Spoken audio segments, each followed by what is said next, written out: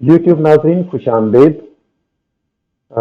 आज ये हमारी इस सिलसिले की दूसरी वीडियो है जिसमें हम सीएनसी मशीन और इसका डिज़ाइन जो है वो खुद ही तैयार कर रहे हैं।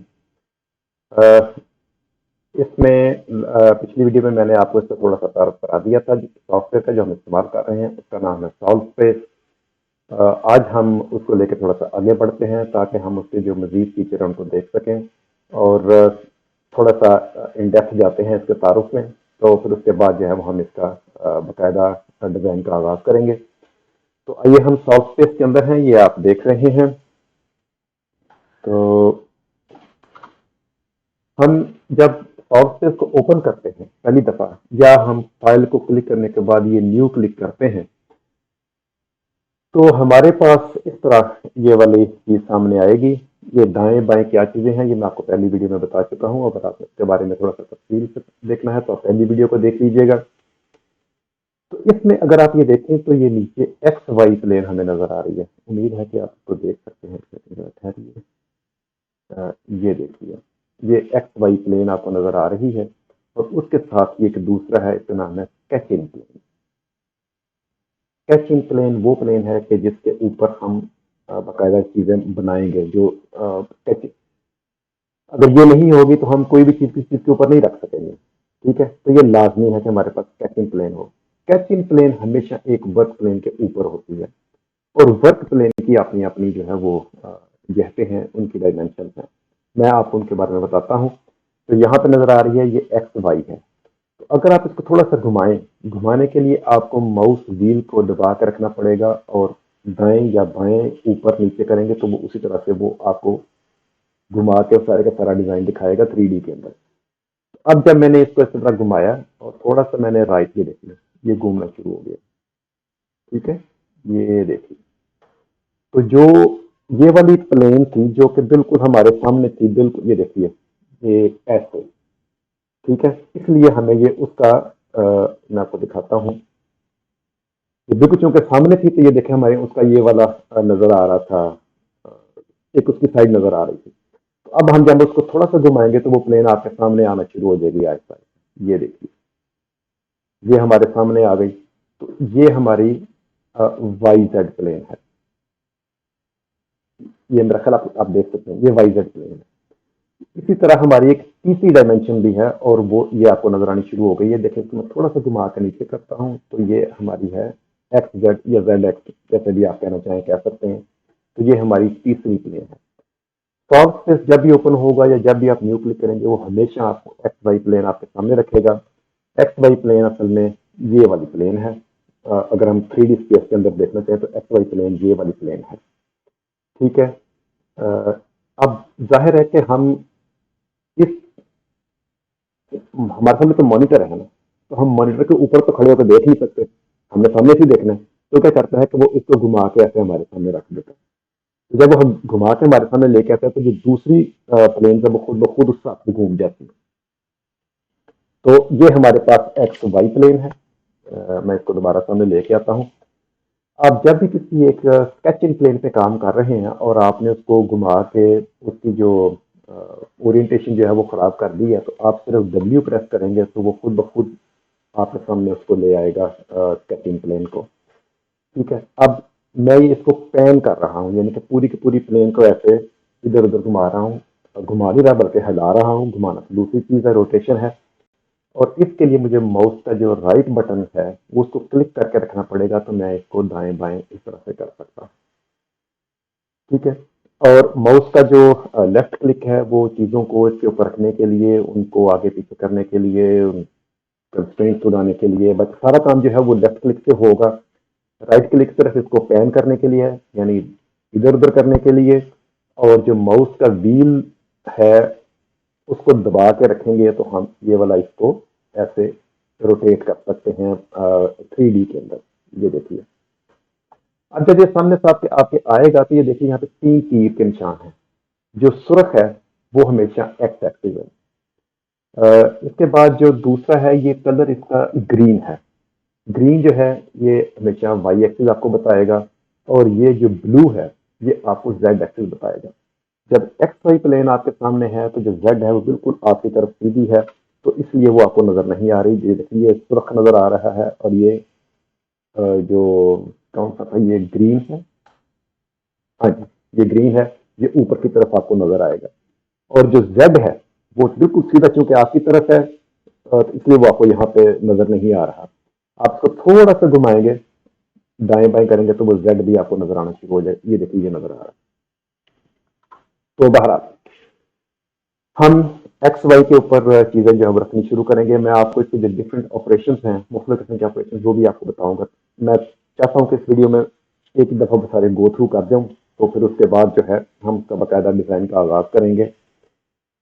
तो ये देखिए, मैंने पिछली बार आपको लाइन के बारे में बताया था, इस बार थोड़ा तफसील से बताता हूँ। ये लाइन जो है ये असल में एक पॉली लाइन है।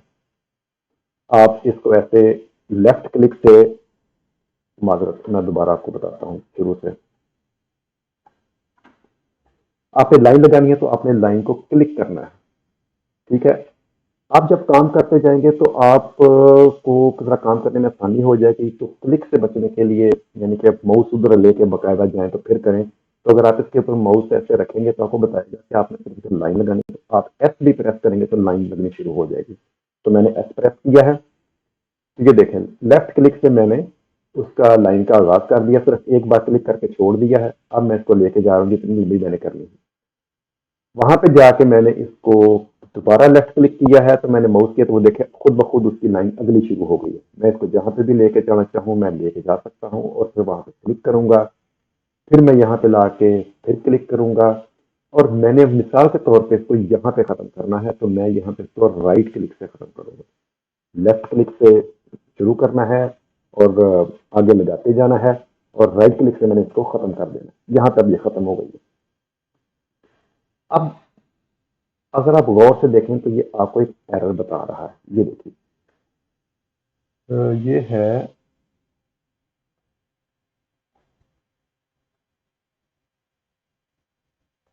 नॉट क्लोज्ड कंटूर और नॉट ऑल सेम साइज। इसका मतलब ये है कि हमारी जो शक्ल है ना वो अभी मुकम्मल नहीं हुई है, वो एरर दे रहा है।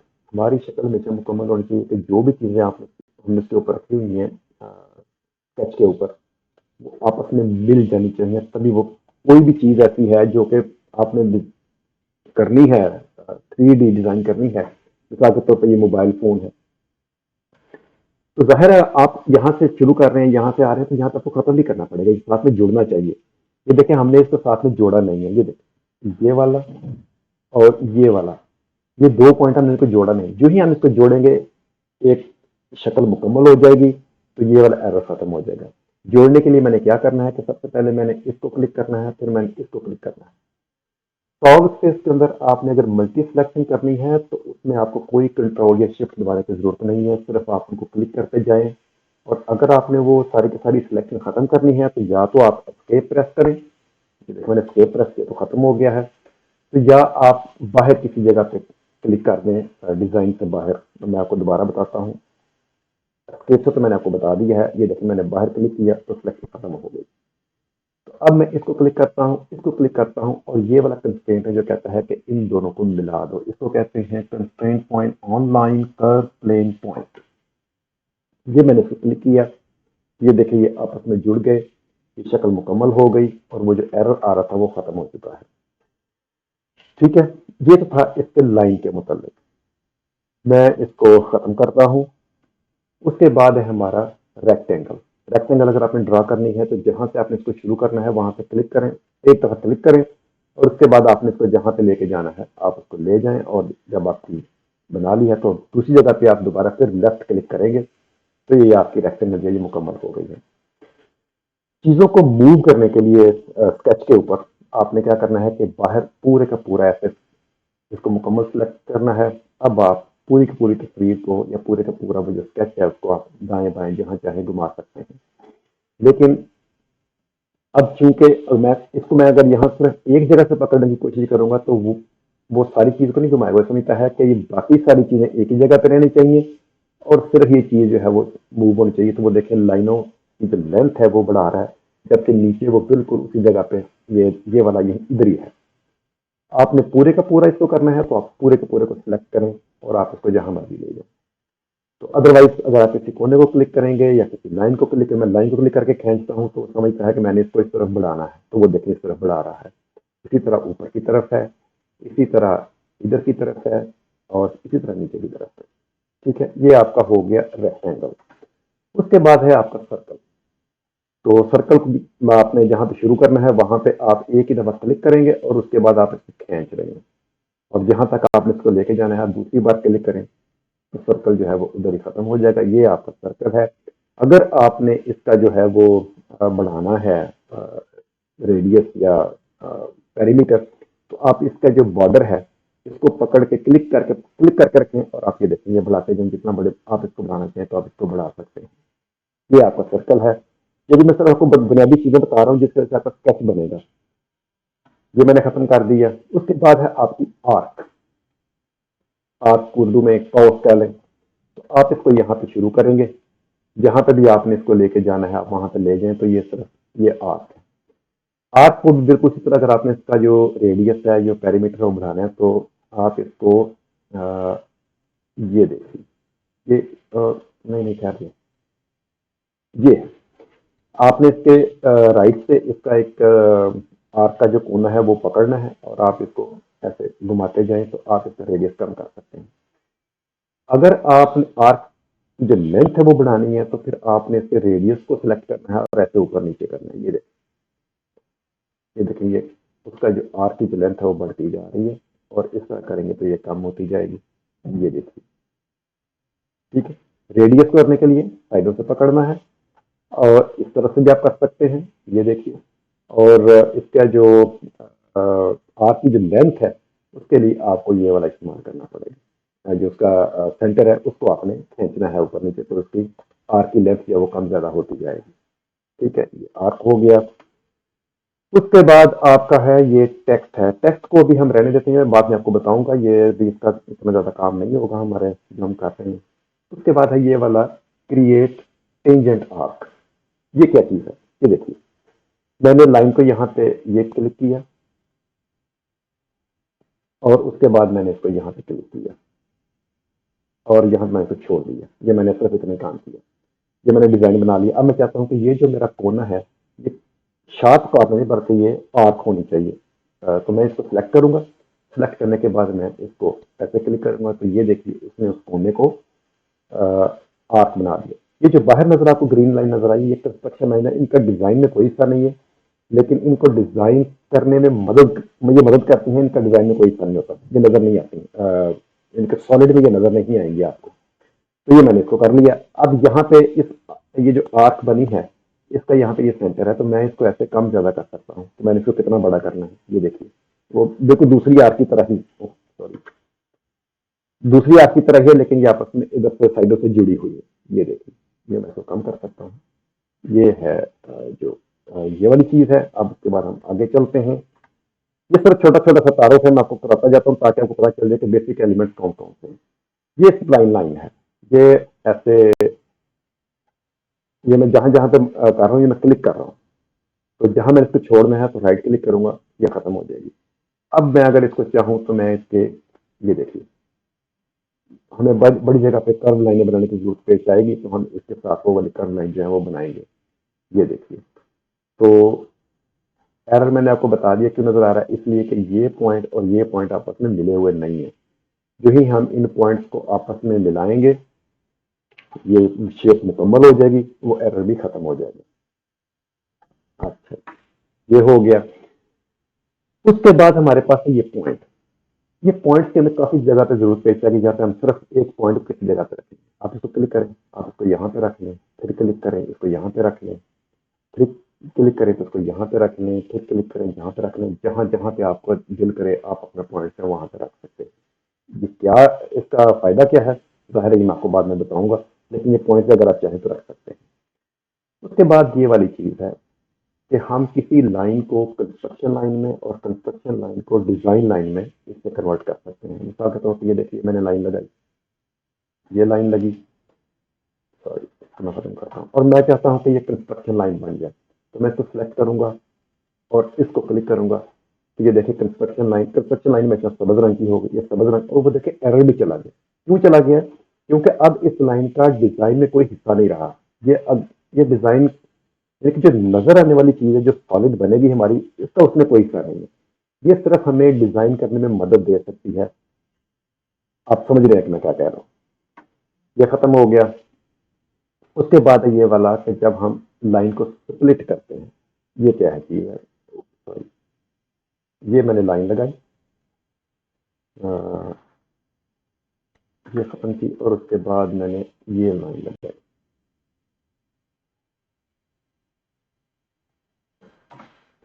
अब मैं ये चाहता हूं कि ये लाइन जहां पे आपस में ये काट रही हैं, तो ये दोनों अलग अलग हो जाए। मैं इसको सेलेक्ट करूंगा, इसको सेलेक्ट करूंगा, दोनों को, और ये वाला मैंने कर दिया। अब आप ये देखें दरमियान में एक पॉइंट आ गया है। तो अब मैं इस पॉइंट को ऐसे, ये सारे सारे आपस में जुड़े हुए हैं, खत्म करने के लिए मैं ये देखें, ये कंस्ट्रेंट है, ये मैं इसको खत्म, सॉरी, ये वाला कंस्ट्रेंट है, ये मैंने खत्म कर दिया।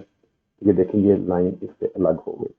अभी भी इसका कंस्ट्रेंट एक लगा हुआ है, मैंने इसको लिया और इसको भी खत्म कर दिया। तो ये देखें ये दूसरी लाइन भी उससे अलग हो गई, ये तीसरी लाइन भी, अब ये मुकम्मल 3 लाइनें अलग अलग हो गई हैं। शुरू हमने 2 से किया था, तो जहां से इंटरसेक्ट हो रहा था हमने उसके मुख्तलिफ हिस्से कर दिए। इसकी भी हमें जरूरत पड़ेगी, तो मैं आपको बताऊंगा कहाँ कहाँ से इसकी जरूरत पड़ेगी। तो ये थे इसके बुनियादी एलिमेंट। ये जो कंस्ट्रेंट्स हैं, इनके बारे में मैंने आपको पहली वीडियो में बता दिया था। वीडियो अब भी कितने मिनट की हुई है, अभी चल रही है। मैं ज़्यादा इसको लंबा नहीं करना चाहता, क्योंकि मैं नहीं चाहता कि आप इससे ज़्यादा बोर हों। तो अब मैं आता हूँ ऑपरेशंस की तरफ, जो कि असल में हमारी 2D को 3D में कन्वर्ट करेंगे। तो सबसे पहले तो हम 2D बनाएंगे। ये फर्ज कर लें कि हमारे पास ये था एक रेक्टेंगल। अब हमने इसको कन्वर्ट करना है 3D में। तो हम क्या करेंगे, इसको क्लिक करेंगे। पहला ये है एक्सट्रूड न्यू। अच्छा, यहाँ पे जो सॉल्व स्पेस है, वो हर किस्म के ऑपरेशन को ग्रुप का नाम देता है। तो पता नहीं ये आइडिया कहाँ से है, बहरहाल वो इसको ग्रुप कहता है। मैं इसको ऑपरेशन कह लूंगा, तो बता दूंगा आपको कि मैं क्या कर रहा हूँ। लेकिन यहाँ पे जो आप नजर आएगा, ये ग्रुप की शक्ल में नजर आएगा। यहाँ पे सारी की सारी चीजें ग्रुप ही आएंगी नजर आपको। और ग्रुप के अंदर क्या कुछ है, आप उसको क्लिक करें तो ये देखेंगे, बता रहा है कि मेरी ये एक लाइन सेगमेंट है, जो कि ये वाला है। उसके ऊपर वो साथ साथ बता भी रहा है कौन कौन सा है। ये दूसरा है, ये तीसरा है, ये चौथा है। उसके बाद नीचे ये कंस्ट्रेंट्स है कि जो चीजें, ये ऊपर जो एलिमेंट्स है हमारे, ये आपस में किस तरह से बंधी हुई हैं, या हमने इसको प्लेन के ऊपर किस तरह से बांधा हुआ है। तो वो देखें, वो ये सबसे पहला ये कंस्ट्रेंट, ये है कोइंसिडेंट का। ये बता रहा है कि ये जो 2 लाइनें हैं, एक ये वाली लाइन और एक ये वाली लाइन, हमने इनका एक तरफ से कोने को आपस में मिला दिया हुआ है। अब ये इनको, ये एक दूसरे को छोड़ नहीं सकते। मैं अगर इस लाइन को इस तरह खींचता हूँ, तो ये देखिए खुद ब खुद साथ ये भी खींचता चला आ रहा है। इसी तरह ये ऊपर वाला कंस्ट्रेंट, ये देखिए ये वाला दूसरे को मैंने किया, तो वो बता रहा है कि ये कौन सा कंस्ट्रेंट है। इसका मतलब है कि ये आपस में जुड़े हुए हैं। मैं इनको अगर ये पॉइंट को खींचने की कोशिश करता हूँ, तो वो दूसरी खुद ब खुद साथ आती चली जाएगी। ठीक है, क्योंकि मैंने इसको सब बांधा हुआ है। तीसरा ये वाला कंस्ट्रेंट है, चौथा ये वाला कंस्ट्रेंट। पांचवा कंस्ट्रेंट इसका वर्टिकल है कि ये लाइन हमेशा वर्टिकल रहेगी। मैं इसको अब इसको एंगल नहीं दे सकता। ये वर्टिकल है, ये वर्टिकल ही रहेगी। ठीक है, उसके बाद आगे कौन सा कंस्ट्रेंट है, ये वाली, वो वाली हॉरिजॉन्टल है, ये वाली वर्टिकल है, और ये वाली भी हॉरिजॉन्टल। तो बताने का मकसद ये है कि जब हम किसी ग्रुप के अंदर, यहाँ पे स्केचिंग प्लेन, ये वाली जो स्केचिंग प्लेन है, ये एक ग्रुप है। उस ग्रुप के अंदर हमने क्या कुछ किया है, वो सारे का सारा यहाँ पे नजर आएगा कि हमने यहाँ पे 4 लाइनें लगाई हैं, और ये उनके कंस्ट्रेंट को मैंने आपस में उसके साथ बांध दिया है। ठीक है, हो गया। अब मैंने इसकी बनानी है 3D शेप। उसके लिए मैं करूंगा एक्सट्रूड। ये देखिए, ये सबसे पहला एक्सट्रूड का है, ये मैंने क्लिक किया, तो ये एक 3D शेप बन गई है। आपको नजर नहीं आ रही, तो मैं आपको बताता हूँ कि ये देखें, इसको थोड़ा सा घुमाएं माउस का जो व्हील है उसको क्लिक करके। तो ये देखिए, ये आपको नजर आ रही है कि अब ये एक 3D शेप बन गई।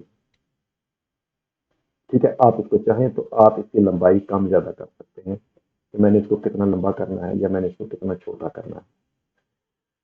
तो ये है उसका एक ऑपरेशन है कि जब हम उसको 3D में कन्वर्ट करते हैं। अच्छा, दूसरा ऑपरेशन जो है वो कौन सा है, वो मैं आपको बताता हूँ। ये मैं इसको खत्म करता हूँ। ये मैं यहाँ से ख़त्म कर देता हूँ और मैं इसको भी ख़त्म कर देता हूँ और मैं एक डिज़ाइन छोटा सा तैयार करता हूँ। ये देखिए, ये है और इसके बाद ये ये एक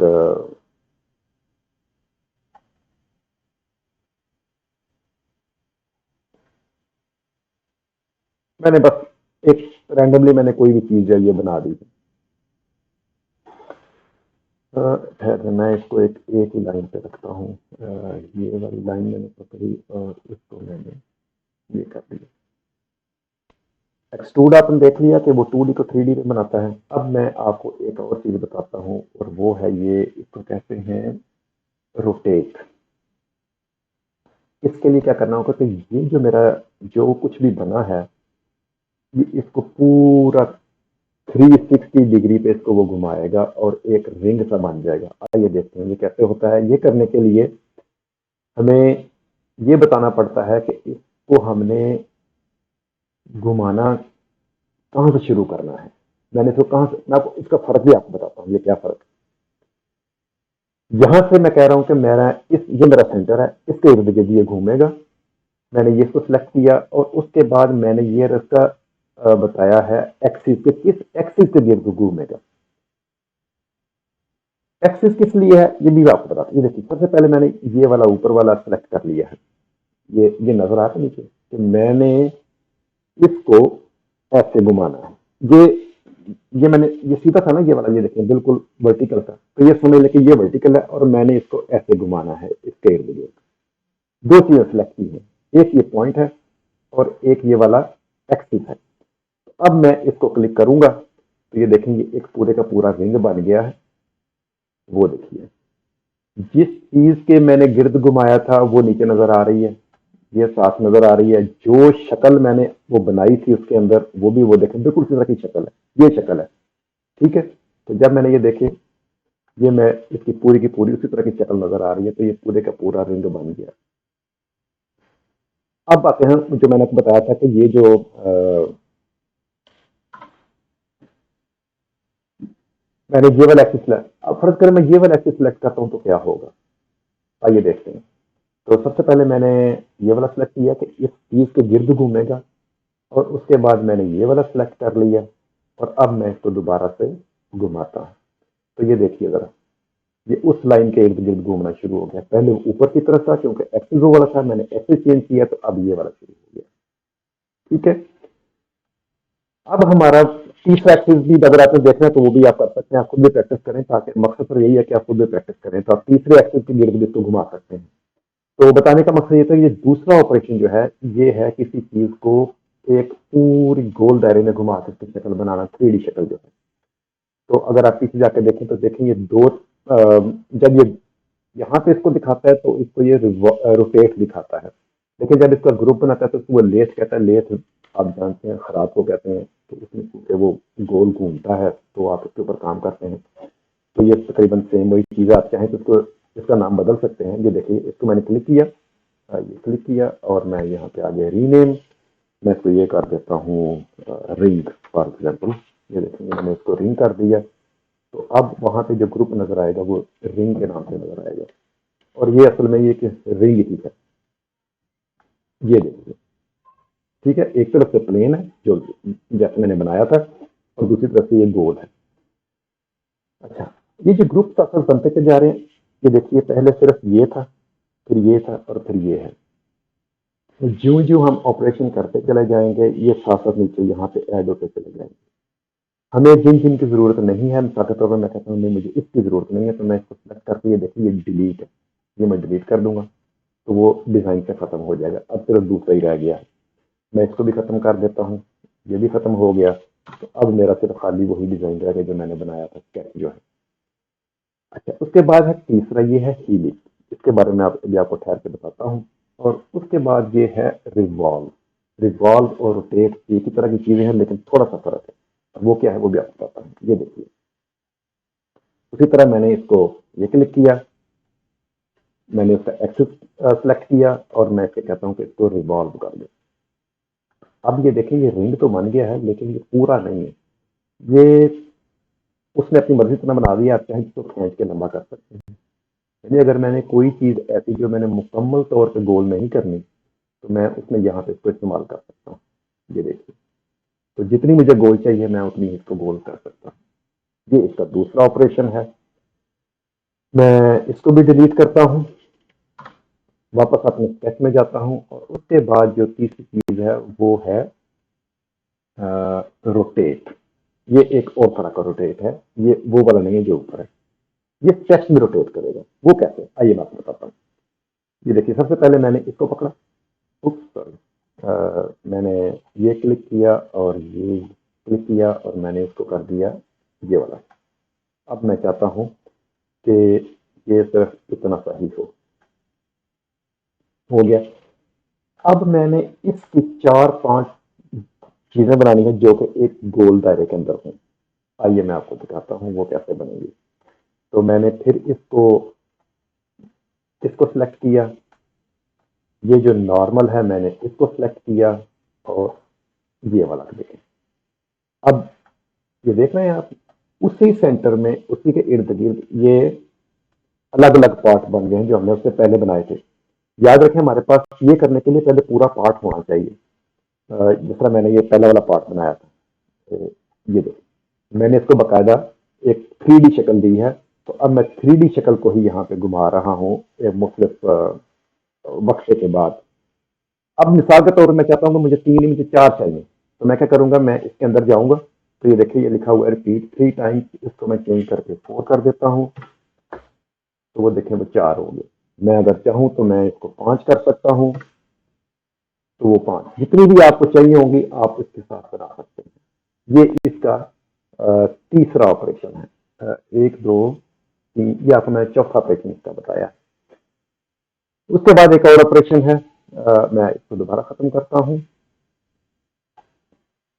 और उसके बाद मेरा एक और ऑपरेशन है, वो ये वाला है। मैं कहता हूं कि इसके मैंने एक ही लाइन, ये तो गोल था ना, अब मैं कहता हूं मैंने इसी लाइन के अंदर सारी की सारी चीजें रखनी है।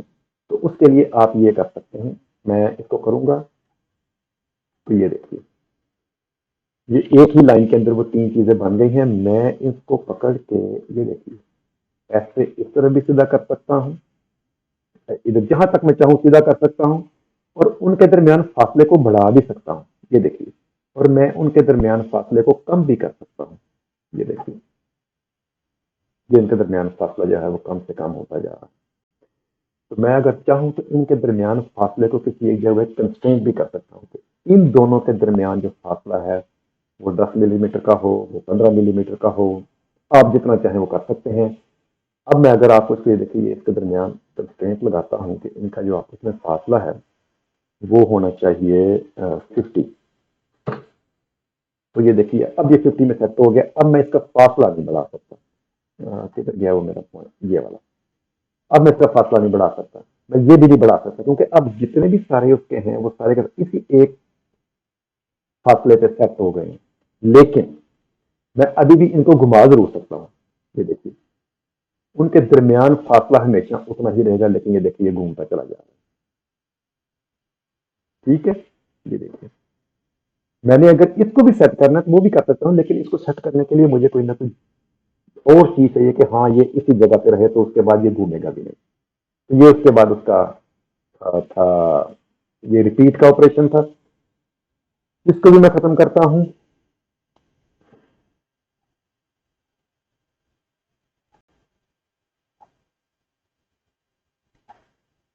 और मैं अपने स्केच में वापस दोबारा आ जाता हूं, और मोर और लेस यही सारे के सारे ऑपरेशन जो सॉल्व स्पेस के अंदर, मैंने आपको पहले ही बताया था कि सॉल्व स्पेस एक बहुत ही छोटा, बहुत ही सादा सॉफ्टवेयर है, लेकिन ये काम बड़े जबरदस्त कर सकता है। अब जब हम अपना पूरे का पूरा डिजाइन इसमें हम शुरू करेंगे तो आप देखेंगे कि कितना पावरफुल सॉफ्टवेयर है। एक और चीज जो मैं आपको यहाँ पे बताना चाहता हूँ वो ये देखो,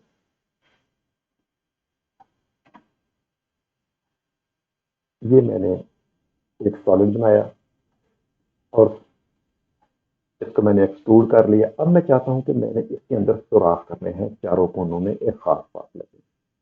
वो सुराख कैसे होंगे वो भी मैं आपको बताता हूँ। अभी मैं इसकी एक वर्क प्लान स्केचिंग पेन नहीं बना रहा हूँ, लेकिन वो बनानी किस तरह से वो मैं आपको बाद में पूरी तरह से बताऊंगा। लेकिन अभी सिर्फ मैंने आपको एक और चीज़ बतानी है। ये मैंने एक नया स्केचिंग प्लेन तैयार किया और यहाँ पे मैंने सुराख करने के लिए मेरा जो सुराख है एक ये है। उसके बाद एक जो सुराख है वो ये है। और उसके बाद एक सुराख जो है वो ये है। उसके बाद एक सुराख है वो ये है। अभी आप देख रहे हैं कि ये पूरे एक फासले पे नहीं है चारों तरफ। मैं इनको कंस्ट्रेन कर सकता हूँ, मैं इनको बांध सकता हूँ तो बिल्कुल एक ही फासले पर सारे के सारे आए। लेकिन मैं अभी ऐसा नहीं कर रहा, मैं सिर्फ आपको समझाना है कि इसका जो कॉन्सेप्ट है वो क्या है।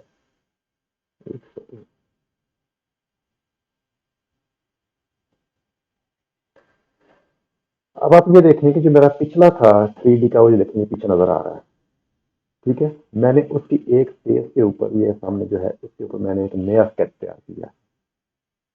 तो जब ये स्केच तैयार हो गया है तो मैं इसको दोबारा कहता हूँ एक्सट्रूड करो।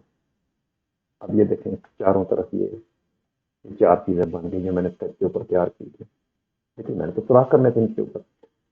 तो ये जो एक्सट्रूड है इसके अब मुख्तलिफ किस्म के ऑपरेशन मजीद हैं। उनमें से एक तो यूनियन है, जो भी हमने किया ये यूनियन है। उसके बाद असेंबल है, असेंबल मैं आपको असेंबली में बताऊंगा। और उसके बाद है डिफरेंस।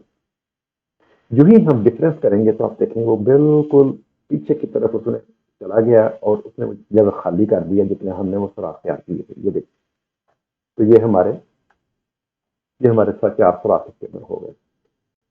अब मैं चाहता हूं कि ये जो सुराख है ये देखिए काफी दूर तक आ रहे हैं पीछे। तो मैं चाहता हूं कि नहीं, ये सारे के सारे जो हैं वो सिर्फ इसी फेस तक रहने चाहिए। तो मैं क्या करूंगा, ये नुक्ता, ये पॉइंट है, इसको सिलेक्ट करूंगा और ये फेस सिलेक्ट करूंगा और मैं कहूंगा कि इन दोनों को मिला दे। तो ये देखिए, वो मैंने इसको मिला दिया।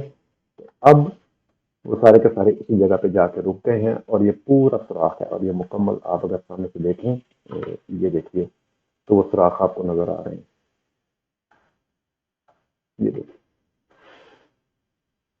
एक तो तरीका ये था करने का कि मैंने सबसे पहले अपना एक सॉलिड बनाया। सॉलिड बनाने के बाद मैंने उसमें जो सुराख किए, ये हो तो जाएगा, ये ठीक है, इसमें कोई मसला नहीं है। लेकिन ये कोई इतना एफिशिएंट तरीका नहीं है। इसमें क्या हुआ आपके लिए, आपने सबसे पहले एक स्केच बनाया। वो जो स्केच था वो आपका सिर्फ और सिर्फ सबसे पहले इस रेक्टेंगल के लिए था। उसके बाद आपने इसको एक्सट्रूड किया।